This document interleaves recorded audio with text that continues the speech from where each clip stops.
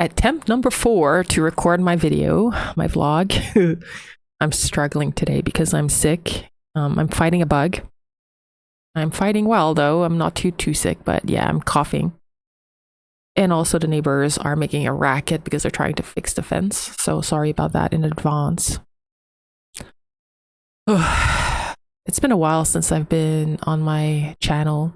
I decided to get back to vlogging because I need the output. I need to share with someone my feelings, my thoughts.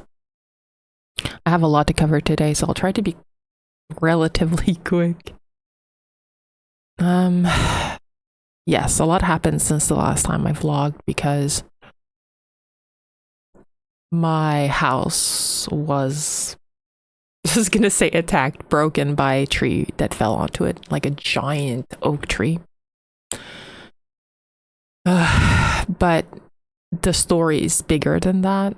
So if you've been around a while, you know about my dreams, my morning dreams, and how they usually foreshadow things happening. And this time is not an exception, I guess. So, yeah. Let me start by saying that I finally figured out what I am in the mbti world, which is the infp. I know for sure now, 4-wing-5. I found this website, YouTube channel that really explained the difference between INFP and INFJ, and I'm definitely the INFP, and I will share the link to his channel because he's very good at describing it. Anyway, so I'm very good at recognizing patterns. I just don't know what they mean, which is not very helpful, to be honest. But yeah, anyway. I guess I used to have my mom and my grandma to decode them in the past. So now that I'm on my own, I still need help to decode them. I just don't have anyone. So a few months ago, I had this dream where I was kind of floating in or standing in the middle of my deck in the front. And I looked out in front of me and I recognized jeans and a gray t-shirt, and basically it was me standing in front of myself at the gate, but the gate was not open, was not closed, it was open. I'm not sure if I was standing in front of it or holding it open. I don't remember. I just know that when I raised my eyes to look at my face, I couldn't see my face. It was all distorted. It was all, I don't know. I just could not see my face. And that shocked me awake. It was the middle of the night, and then I couldn't sleep very well after that because I knew that it was a death omen. And I was very perturbed by it for a long time. But then time passed and nothing happened until the tree. So what happened with the tree was that I was on my deck, and I like to use my stationary bike on there because it's the fresh air and the view of that, and I dragged it out. But I didn't put it where I usually put it. I put it in a completely different place, which I don't know why. I just this one time decided to do that, completely to the right. And my husband came out with a metal bowl to get the grapes on a vine that I told him about. And he wore it on his head to joke around. Then I told him he was reminding me of these army guys that used to be in trenches and how, they wore helmets to stop bullets. I told him he was reminding me of that. Then an acorn fell like full speed down like a bullet. And then I said to him, "Whoa, could that have killed me if it hit me in the head?" And he was like, "No." For a time, I'm on my bike pedaling away, and the wind picks up. And I mean like picks up. And I'm looking at the bamboo to my left, and they're really shaking all over the place. And I'm thinking to myself, whoa, if they fall on me, can they kill me? And I was like, nah, they're not that hard, A few minutes pass, and then the wind picks up again, and the chimes behind me start really going crazy. And I look at the bamboo and I'm like, wow, like that looks scary. And I feel the anxiety within me build. And then suddenly, crack! This giant noise. And I think to myself, my brain thinks that it's a bullet from a gun, like going off. And I turn, and it's actually the oak that cracked and is slowly making its way towards me. It felt like it was slow motion. My husband said it was probably slower than if it had just fallen, because it had to uproot.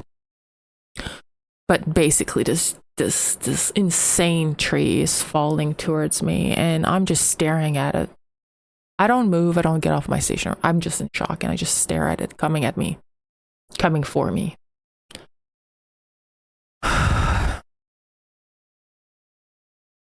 Then I have thoughts running through my head as I'm watching the tree fall. The first thought being, is this is how it ends for me.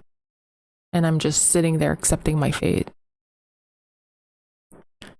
The next thought I have is how my kids are not going to be taking this very well. They're old, they're adults, but, as a mother, you always worry about your children.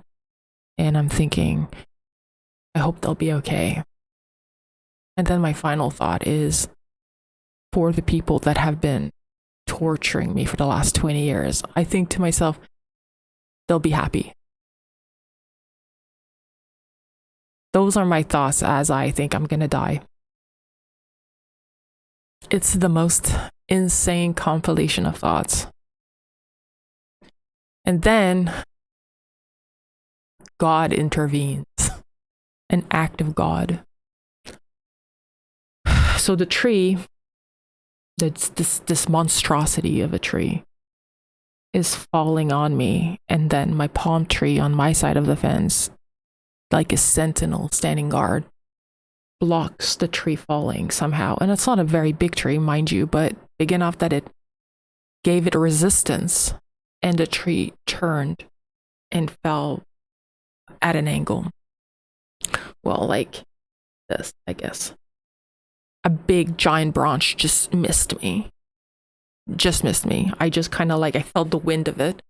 And basically probably would have hit me if I had been sitting where I usually sit with my bike. And then as I turn with the tree falling, and I see my daughter and my husband, and they're in his office, and my thought is, am I about to watch my family die?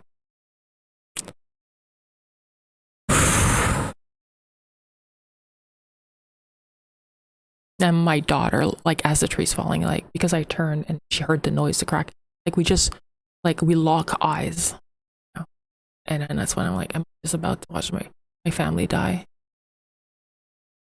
Oh. And then, bam!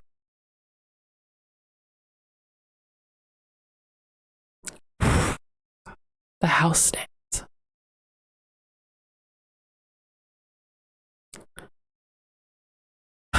The ceiling in this room above me falls. It fell with the tree hitting it. My seat in the lounge, just next to where I usually sit, a giant branch went through the ceiling, the roof and the ceiling, stabbed right through. And where I would have been sitting with my bike, a tree branch near missed it.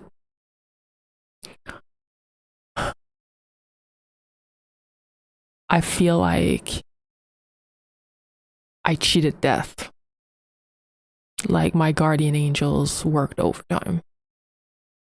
I saw all the signs, but I just could not read them. And the truth is that when all this happened, I was wearing the jeans and the gray t-shirt of my dream, which I have now thrown out.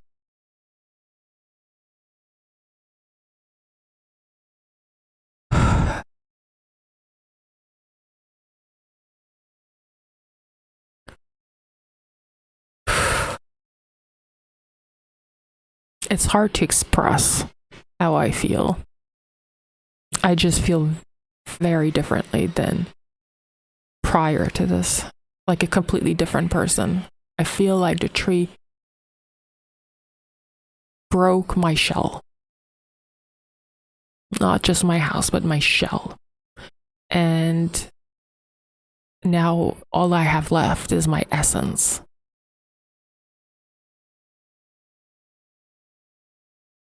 Sounds weird to say, but it's true. I feel free. Like I'm living on extra time. I feel vulnerable, fragile. The bad side of this is that I am now frightened, unfortunately, of like very loud noises. I was walking with my daughter and a loud noise occurred and I shoved her out of the way of nothing. It was just a reaction. It was like fear. I kind of jumped in the way of where I thought the thing was coming from, and the car was coming, and I just kind of jumped in front of what I thought where the car was coming to push her out of the way. But there was no, like, the car just made a loud noise. Every time it's windy now for the past month, I have anxiety. I know I'll be okay. I'm always okay in the long term. But, oof.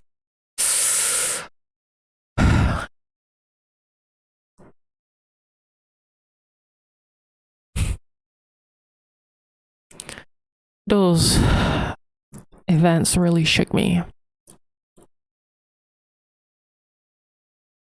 The thing that affected me the most was the fact that I was just accepting my fate. Like my fate. I just kind of accepted this was my time, you know? And looking back on it, I'm not sure if it wasn't because I was so deeply depressed. I just didn't realize how depressed I was. Hopeless. I've always been about like love. Loving people, loving my family, my mom's family, my dad, his family. Like I was always about love, but people seem to believe that's fake or that's not real. No one's like that. I hug strangers. If they talk to me and they're nice, I'll hug them.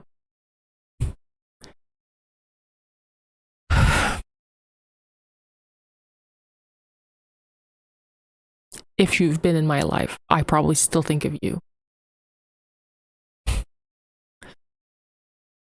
You can be among people and feel so lonely and disconnected and just, you know, I've always been all about that limerence and love and just, I don't know. And the series of unfortunate events have really affected me a lot throughout the years. Starting with my mom's passing, which I never really got over. And then finding out my grandmother passed was really difficult. No one told me. I found out on Facebook, and that was quite a shock that no one in my family could send me an email just to let me know that she had gone. No one cared enough about me to let me know when I love my family so much. Like, it's hard to put it into words. I was always sending them Christmas cards and for years, and never anyone sending one back or saying any thank yous or whatever. Like, it's always been really tough. People do what they can, and it's okay, you know. But I think people underestimate the love that I hold for them.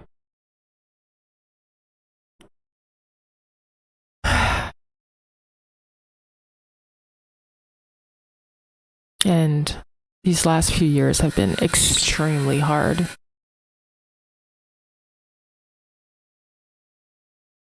They've been extremely hard because, like I said, some people have been just so unkind to me for all sorts of reasons, like the same people over and over for 20 years, and nothing I could do and say made them care about me, like in a way that was kind. They just hurt me and hurt me and hurt me. And they just won't stop. Still. Short.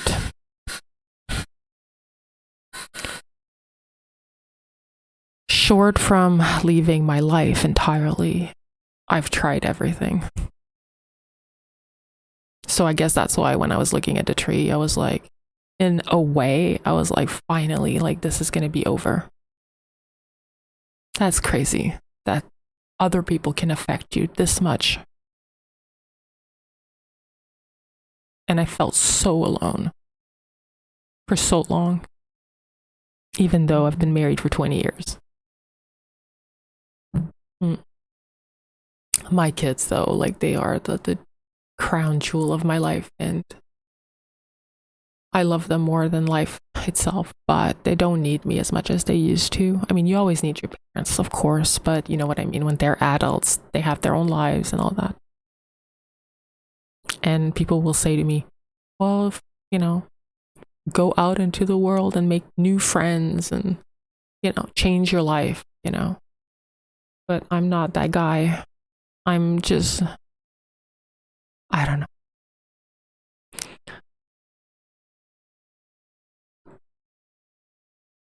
I live for love.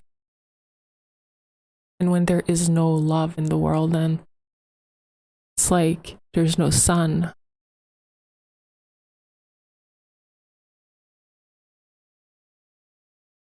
When I read Sylvia Plath's Bell Jar, it was the first time I felt so incredibly seen. I looked it up on PDB and she's an INFP 4 Wing 5, just like me. And I was like, ah.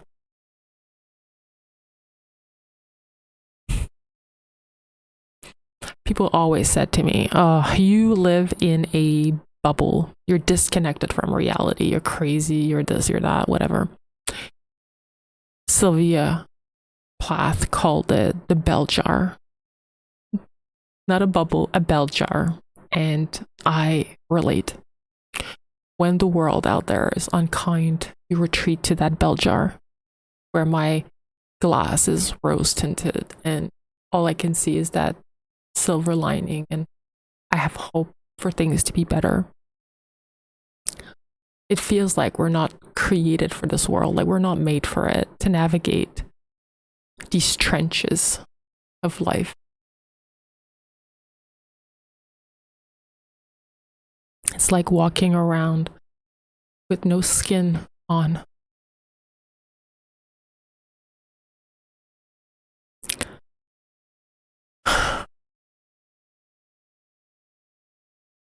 I feel like I cheated death somehow.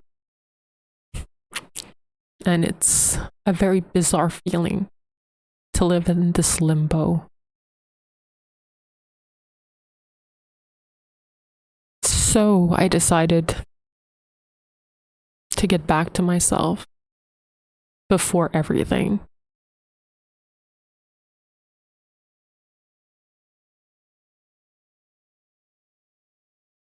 To my days of piano and composing and poetry, and I'm back into the bell jar. I'm back into my bell jar.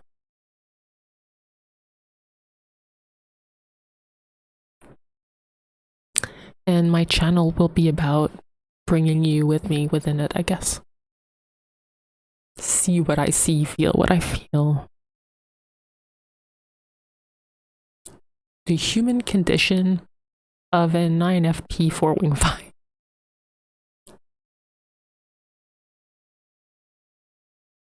The hope,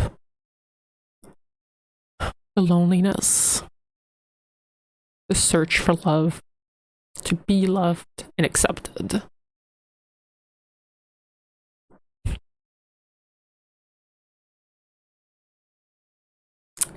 I don't really know what that means for my Pandora Please music because I'm not in a good place for it.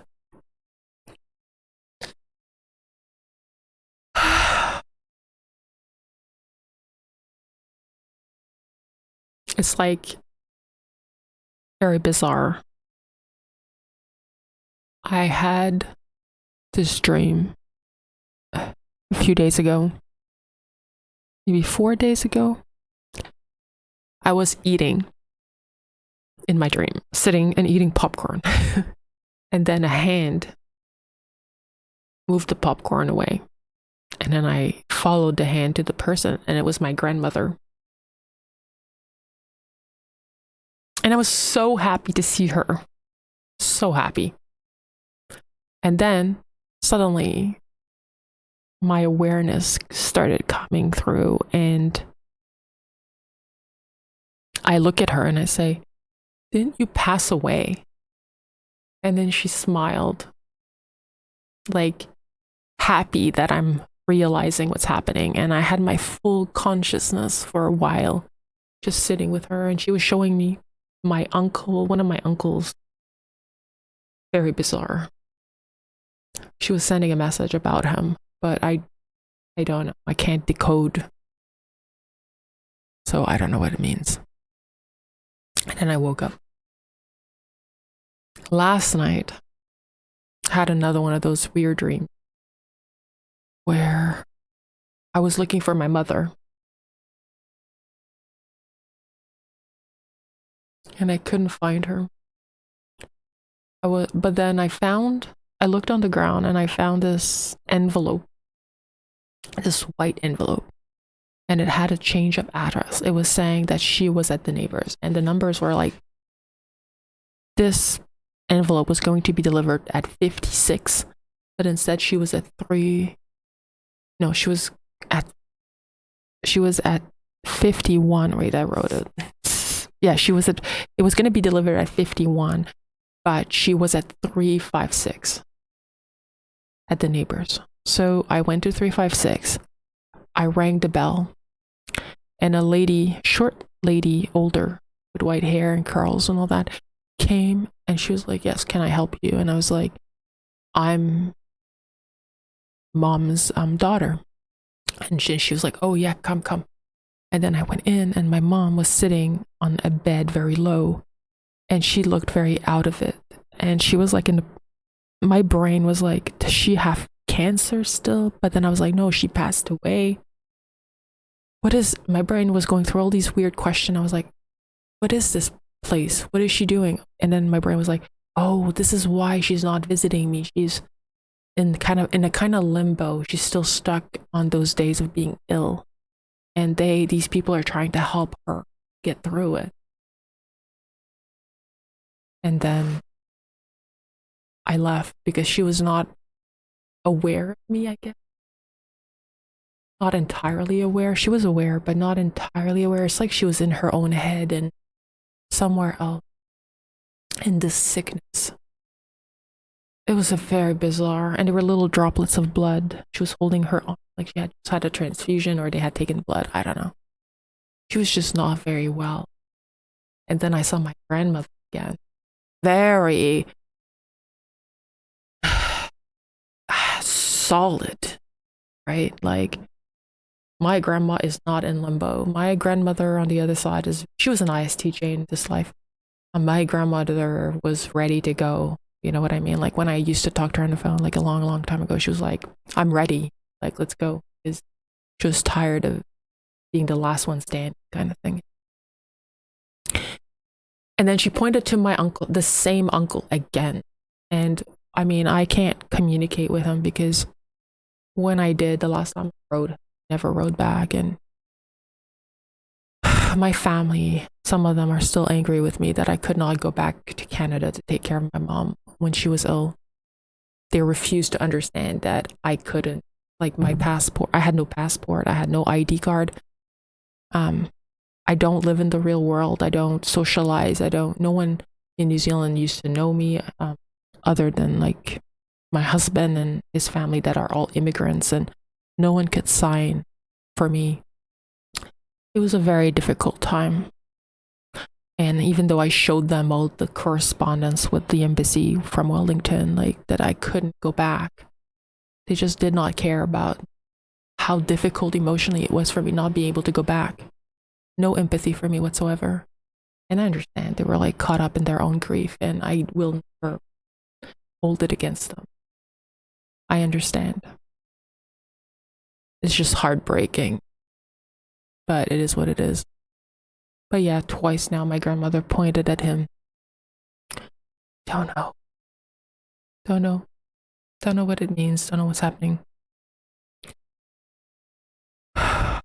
It's like this, a long time ago, I had this dream with a tree falling and hitting some guy's head in front of me, right in front of me, coming for me, but hitting some guy's head in my dream.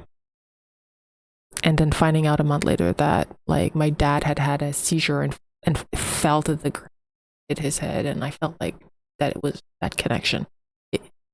What he described happened a few days after my dream. So I know there's something happening. What it is, I don't know. Anyway.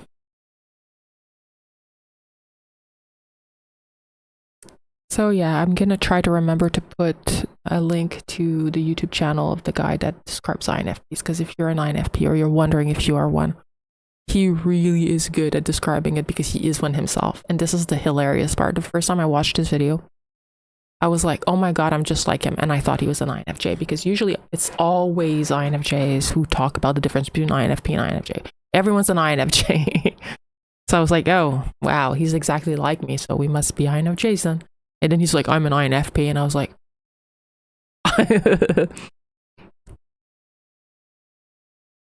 so yeah.